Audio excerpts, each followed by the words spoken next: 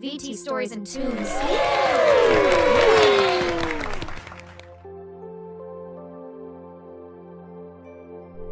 The Land of Nowhere. The dwarf stared at Neel and acknowledged his presence with a nod. I believe you are Neel. Indeed, the prophecy spoke of your coming. We've heard tales of your heroic deeds in the land of sky and light. Neel wondered about the strange twist of fate that always seemed to bring him into these extraordinary adventures. Hello, sir. Yes, I'm Neel. We came here seeking guidance on how to find the magical castle, but my dad got stuck in this cave. Can you help him? And also tell us more about this adventure? He asked. The dwarf nodded and followed Neel to where Baba was stuck.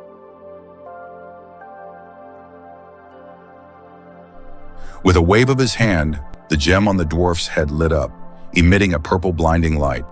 When Neel's vision cleared, he realized that both he and Baba had shrunk to tiny sizes, and now the dwarf looked like a giant towering over them.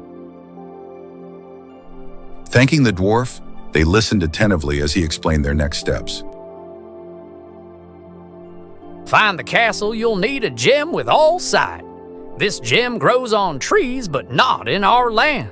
You may have seen it in the land of sky and light, in the forest of darkness. But how do we return to the land of sky and light? Baba inquired. That's where I come in. The dwarf replied. You'll need an enchanted boat to reach the portal of nowhere, a place where all portals to different lands converge. Luckily, I have just the boat for you. Handing Neel a toy boat, the dwarf assured him. Don't worry about fitting into it. As soon as you leave this cave, you'll return to normal size. Exiting the cave, they indeed returned to their normal size along with the boat. The dwarf said, This is a magical boat and moves with a spell. Sitting in the boat, Neel turned to the dwarf. What's the spell? Just sing the nursery rhyme, row, row, row your boat. The dwarf instructed with a smile. As Neel sang, the boat lifted into the air and soared through the sky, passing through clouds until it reached a golden shimmering cloud. On the other side, Neel and Baba found themselves in an empty, dark place which resembled the space. Surrounding them were some mystical portals. Some of them were blacked out, while only two were visible. One leading to Land of Sky and Light, and one behind them which they had appeared from. Land of Sand and Snow. Choosing to go ahead to the Land of Sky and Light, they passed the portal and reached the Forest of Darkness.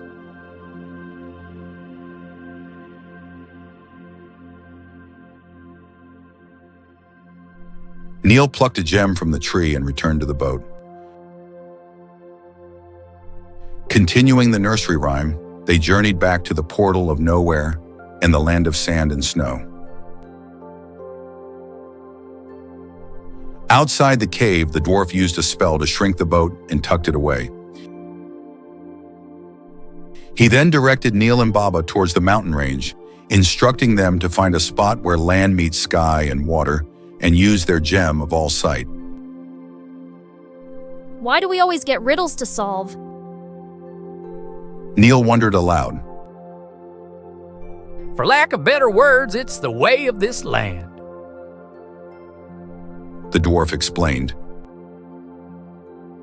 And where's the adventure in having all the answers? You enjoy the challenge, don't you? He added with a wink.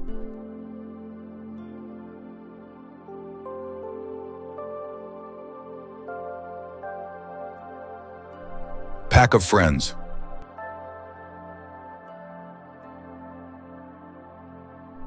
The ground trembled again, and the snowy landscape transformed into sand. As Baba, Neel, and their faithful dogs journeyed towards the mountain range, A sudden howl shattered the silence. Chase, one of the dogs, gripped Neel's leg and tugged, urging him to follow. Neel was surprised by this unusual behavior, but trusted Chase's instincts. Rounding a corner, they discovered a wolf trapped under a rock. Despite their initial apprehension, Neel and Baba decided to help. Neel, like you mentioned earlier that we should be prepared for worst, we need to be prepared now as well. Just in case if the wolf attacks us, you should run back to the cave. Meanwhile, I will try to distract the wolf. Working together with the dogs, they dug a hole opposite the trapped wolf, allowing gravity to assist in moving the rock. With the wolf freed, a surprising turn of events unfolded. Wolf gently tended to its injured paw before turning its gaze towards Neel and letting out a heartfelt howl. Soon, a symphony of howls echoed around them, revealing a pack of wolves encircling them. Baba instinctively drew Neel close, whispering urgently, When you get the chance, run. I'll keep them busy, so at least one of us can escape. In a deep, rumbling voice, the wolf they had rescued spoke. Fear not, we mean you no harm. You have our gratitude. I am the alpha of this pack. I became trapped under the rock when the landscape changed from snow to sand. Without an alpha, a wolf pack loses its purpose. As a token of our appreciation, we now consider you one of us.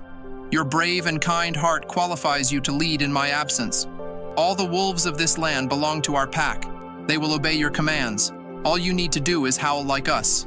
The wolves approached Neel, bowing their heads in respect before raising their necks high and joining in a collective howl.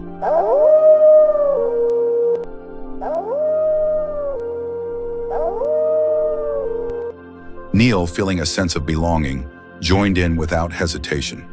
Undeterred by their encounter, the group continued towards the towering mountain.